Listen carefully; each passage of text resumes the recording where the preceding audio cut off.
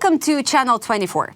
Fredrik Löjdquist, director of the Stockholm Centre for Eastern European Studies, here with me in studio. Fredrik, welcome. Thank you very much. Great to be here with you. Thank you. I recently came across a column in the Financial Times titled "Mark Carney's Trial by G7 Summit as Godzilla Comes to Canada." And, it suggested that many leaders at the summit are more concerned with how Trump will react than with what G7 actually decides. And, that strikes me because to what extent, from your perspective, has Europe's foreign policy become shaped by fears of, Trump's decisions and reactions, but not its own strategic interests? Of course, there's always the danger and risk that you're talking about, and I think it's important that Europe remembers that we have the individual countries and the European Union. We have our own agency, and it's not only Putin and Trump or whoever who has anything to say in this. But I also think that European political leaders have shown initiative and agency since the beginning of this year. There has been much talk about increasing European defense capabilities and also in the longer term European deterrence capabilities. Unfortunately, I think there has been less discussions on the other two political goals that needs to be pursued now. The second one is, of course, to support Ukraine military to defend its sovereignty and its territory. And the third one is how to further constrain Russia's war efforts and contain Russia. But there is an ongoing discussion, and I think there has been made clear by statements by the German Chancellor Merz, by Macron, by Keir Starmer and others. So I think there is a serious discussion about these things going on in Europe right now. Yeah, you're right. Those leaders are trying hard, but still, don't you think we are afraid in Ukraine that very sad situation on the between Israel and Iran could overshadow the Russian war in Ukraine? Don't you think so? Of course, there's always the question of sort of political priorities and bandwidth. How much can you focus on different things? I think it's still too early to say anything about the long-term consequences about Israel's attacks on Iran. A couple of immediate consequences are, of course, that the oil prices went up, which is good for Russia. And I saw now this afternoon that they're going down again. And another consequence is that Iran has now stopped its deliveries of weapons, ballistic missiles, and of drones to Russia.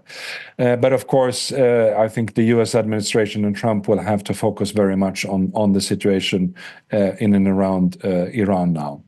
There is one question that going round and round in my head. If Europe continues to, fear Trump more than it trusts its own diplomatic instincts, is that not in itself a victory for Russia's divide and distract strategy? Well, I don't think, there's necessarily a fear for Trump that is characterizing the situation right now. But of course, you're right in the sense that Russia is trying to exploit this sort of ambiguities and some uncertainties that are now and try to weaken the transatlantic link, the West, and also European unity and so forth. And that has been a very clear goal of Putin since a very long time. Yeah. When you're saying that Macron or Starmer, they all discuss and how they can push on Russia more, from your perspective, what should Europe, to do to stop, not to look over its own shoulder of what the Kremlin says, but instead make Moscow worry about the mood and messages coming out from European capitals, from European leaders? Well, of course, it's important to send a clear, message to Moscow, strategic signaling that Europe is united and that we understand the nature of the Russian threat. This is now about Ukraine, but this is not only about Ukraine. It's about the whole idea of European project of peace and stability in Europe, which Russia is threatening. And I think that signal is coming out clearer, but of course there's more that can be done in terms of financial and military support to Ukraine, and more could be done also to constrain Russia's war efforts through sanctions, but also through other means. Do you believe that the United States will impose those sanctions they are threatening to Putin? Well, this Lindsey Graham and other senators' initiative, I think that remains to be seen. I think that the threat is there, and that there is a large majority in the Senate for this. But whether they will actually be implemented or not, I think it's a very open question. Yeah. When you're opening the international media, they all asking a question, a lot of them, a lot of columnists and journalists. How is Russia still able to convince the world it's winning this war? Yes, they advanced in May, and it was their strongest advancement since 2022, I guess. But it's still, Fredrik, it's still limited. Why does this illusion work? Well, Russia has been quite successful, and this, I think, is one of their most successful weapons, is what you could call the cognitive warfare, or the warfare on our minds. It's a sort of meta level of disinformation. Sometimes it's called reflexive control. And one of these narratives that Russia is trying to exploit and use and put in the minds is, of course, the one of Russian invincibility, that Russia is so strong, and also of Ukrainian weakness. And I think it's important that we keep our heads clear here. Russia is not different than any other country. It's a country that faces serious economic constraints. And the size of the EU economies put together is 10 times that of Russia. So we need to keep a clear eye on the basic underlying facts here. But Russia is trying to really use this narrative that Ukraine is weak and Russia is strong, time is on Russia's side, and so forth. And therefore, it's important that we sort of deconstruct these Russian myths that they are trying. And they have also, through disinformation in Europe, but perhaps especially in the US, they have been quite successful in some parts of the societies to spread this picture. Does Russian propaganda is very strong in Sweden and other European countries? Well, I think, Russian propaganda and disinformation is everywhere. I think in Sweden, we are quite immune or have a very strong resilience against that. And I think there's a very broad political consensus. All 8 parliamentary parties in Sweden are in agreement of the nature of the Russian threat and the steps that we need to take now, both in supporting Ukraine. Sweden is a big supporter of Ukraine, both in relative and absolute terms, but also when it comes to strengthening our own defense capabilities. When I was listening to one of your conferences you shared at the Security Forum in Kyiv, you said something like, maybe I'm mistaken, but I remember the idea, you said that we don't have to stay like a frozen deer in the wood. Maybe it's not literally what you said, but I remember the picture in my head. So do you think something is changing in the behavior of Western politicians? Well, I think we have seen over time, and since the large-scale invasion starting in 2022, it has been quite a wake-up call, and we have come a long way. I think still there's more that needs to be done. What I meant by this was that we shouldn't be paralyzed and lose our own agency and the own resources we have. We have to remember that Europe, approximately so far since February 2022, has supported Ukraine military and economically, financially, with slightly less than 150 billion euros. You can put that in relationship to the more than 800 billion euros that the EU was able to mobilize in sort of post-COVID subsidies and so forth. So this is not as much as a question of resources or money. We have the resources. It's a question of political resolve and will. And for that, you need to have a proper understanding of the problem and also political leadership to explain that to the voters. But I see, what risk do you see in the West continuing to kind of tolerate or legitimize Russia's, frozen conflicts model? I think this is a real risk, and I think there is a danger in this illusion, this illusory thinking that there is some kind of a deal that we can strike with Russia that is mutually beneficial, and that can lead to a new stability and security, and eventually lead to peace. And I think the real question here we have to ask: will Russia be will we allow Russia to harvest fruits of its aggression against Ukraine? Because if Kremlin can draw the conclusion that this most large-scale and most brutal military aggression on European soil since the Second World War, in combination with nuclear blackmail, is a successful tool, successful means to achieve their political goals, then we live in a very dangerous world. So there can only be, and the idea is that Russia will settle, that you can do a sort of land for peace deal, and that Russia will settle only for control over some regions in southern and eastern Ukraine, I think is a very dangerous illusion. Russia's war aims is very clear, and it's the total subjugation of Ukraine and the end of Ukraine as a sovereign independent state. And they will use different means. Then they can also use the negotiation table to try to achieve those goals, but the goals haven't changed, and I think that's important to keep in mind. Yeah, I wish. The idea that actually by trying to push what seems to be a de-escalation or a ceasefire or something like that, that in itself actually can be escalatory and incentivize Russia for more escalation later on. And we saw this happen with the Minsk agreements, the Minsk I and Minsk II agreements, because we thought that they would pacify the situation, lead to a de-escalation and negotiations, and instead they helped to enable Russia's large-scale invasion from 2022. So I think there are important lessons to be learned from the past here. Yeah, absolutely. And do you take seriously that the warning from NATO's Secretary General that Russia could attack an alliance members within 5 years? Does Moscow really want more European territories beyond Ukraine, as you mentioned? I think, Russia has an immediate war aim in Ukraine, but it also has larger, more strategic aims, and that is to change the shape of the European security landscape. We saw that clearly with this so-called treaty proposals they put forward in mid-December 2021.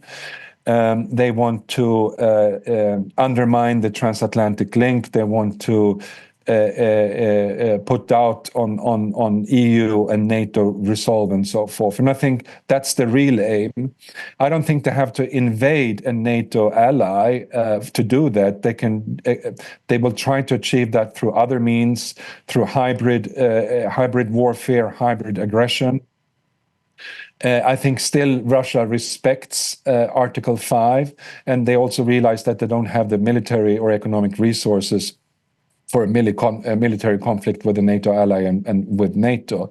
But that doesn't mean that there's no Russian threat. And as I said, they can have other means to try to achieve that. Yeah, absolutely true. And also, you discuss scenarios, what can happen in 3 or 5 or 7 years.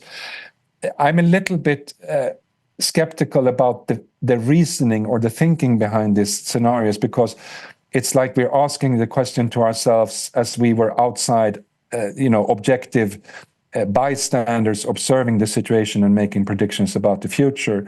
The outcome will depend very much on how much the West will provide Ukraine with support for it to be able to defend itself, and how much we can constrain Russia's war efforts and so forth. So we are very much part of this equation.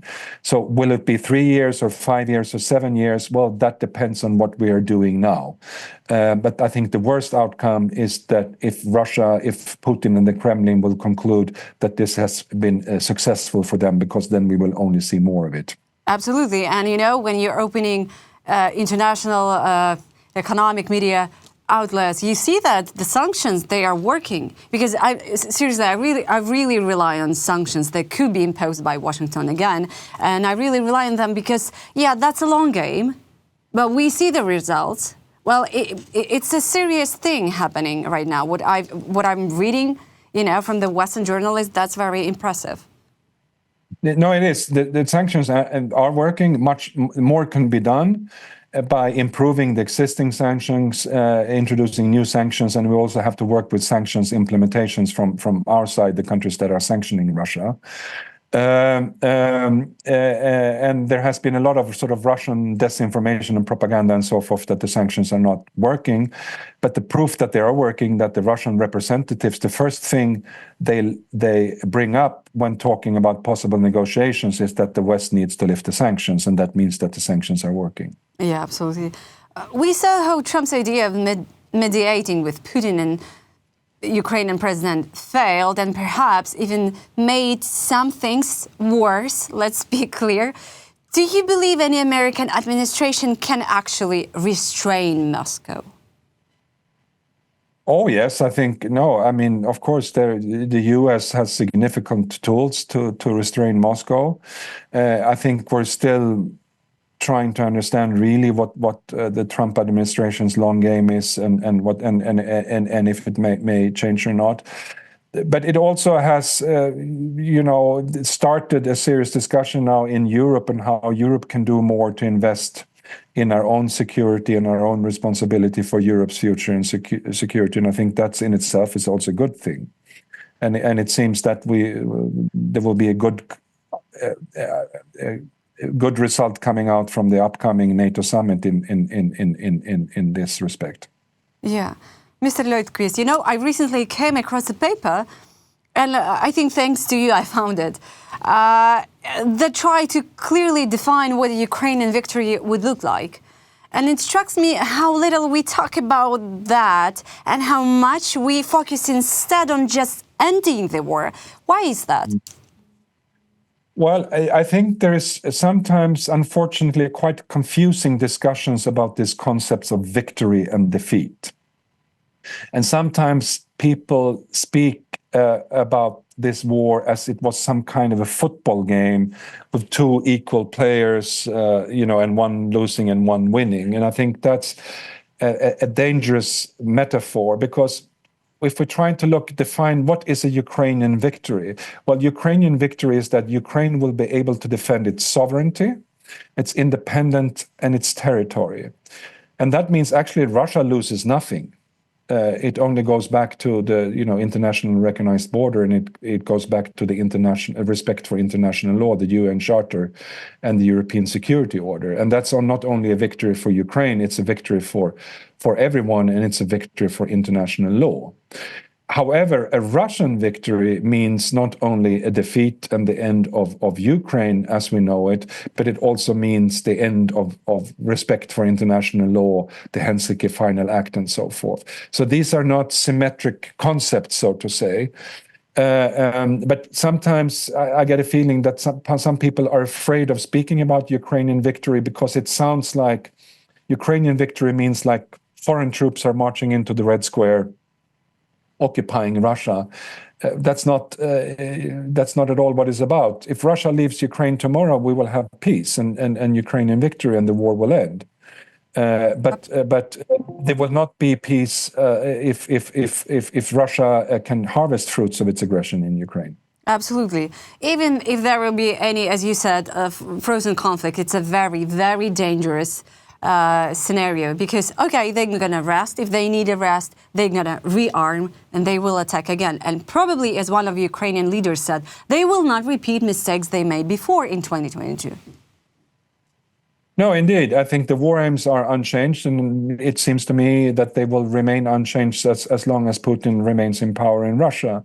And therefore, we will have to manage that. I think the Russia problem, the Russia crisis that we are facing is not a problem that can be solved in the short and medium term. It has to be managed, and it has to be managed by Ukraine being able to defend itself, and by deterring Russia in the longer term.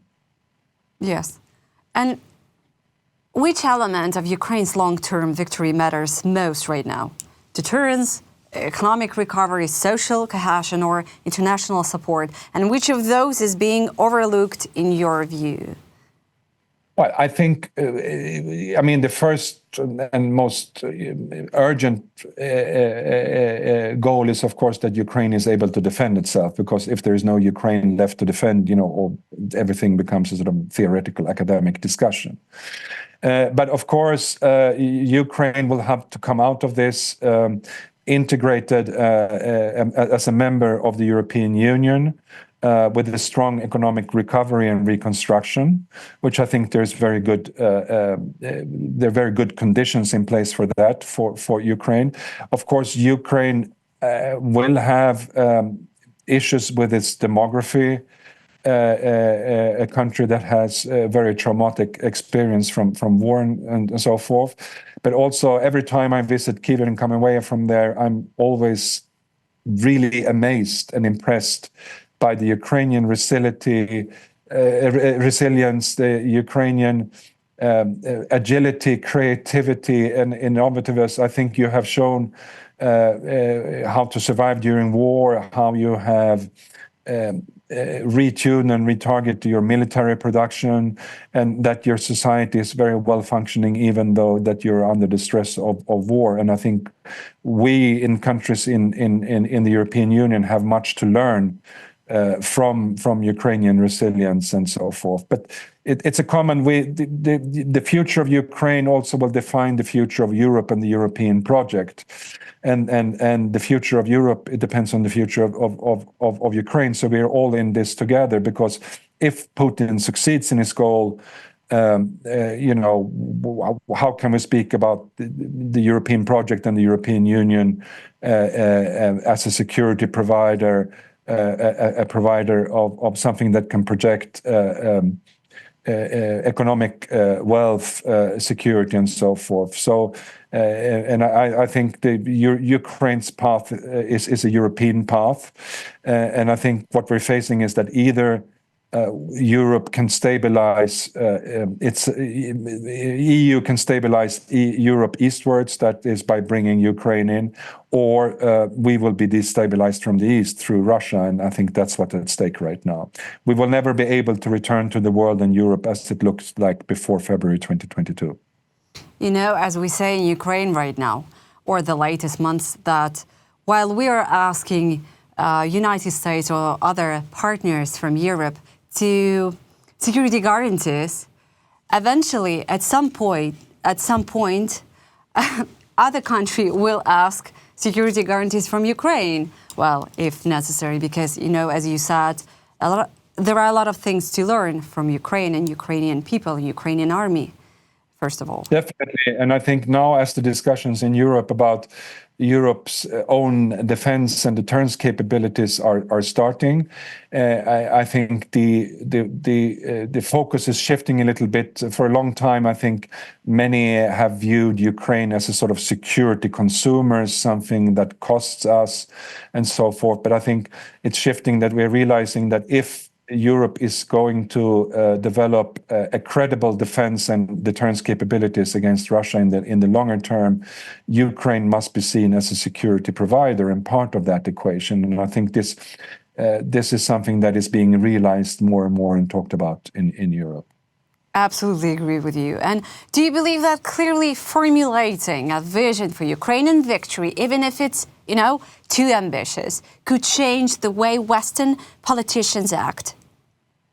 Well, I think the key issue is that we understand what's at stake, and what the risks are. And again, I come back to this: if we allow Russia to come, to be successful in this, we live in a different world, and it will come. The costs of that will be much bigger than investing in Ukraine's security and in Ukraine's future. So that I think that has to be the starting point and the main question we're asking ourselves. And I think more and more people, including the political leaders, are asking themselves this question. And finally, talking about Ukrainian future and EU membership. The EU ambassador in Ukraine, Katerina Maternova, she once said that, not only once, but she said that the Ukraine, quite realistically, could be a member of EU by 2030. From your perspective, Do you see that path for Ukraine so quickly? Well, I'm always a little bit hesitant in putting a specific date. Of course, Ukraine. There's a lot of reforms and homework that Ukraine has to do to enable this. But we are living in a new situation, and I don't think I think it's good to have a vision and have a clear goal to work against.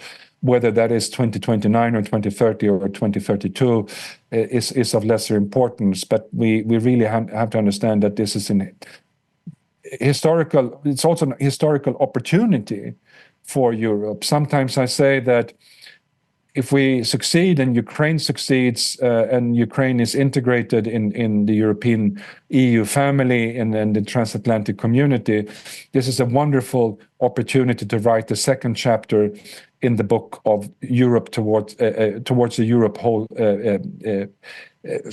free, and at peace. After the first chapter was then after the fall of the Berlin Wall and the breakdown of the Soviet Union, 89-91, and this I think will really put new energy in the European project and the whole European continent. And I think it would be a win-win situation to have Ukraine in Europe. But there's a long road coming there, but we need to do everything able to achieve that goal. Oh, thank you so and much. Also not only seeing as it's a problem or as a cost, but to see Ukraine as an opportunity and a possibility. Absolutely. Thank you so much, Fredrik. Well, we'll wait what J7 will give us, what statements will be, what Trump will say. I was not reading yet, but, well, still watching. Thank you so much for your time. Very good. A great pleasure to be there with you. Thank you.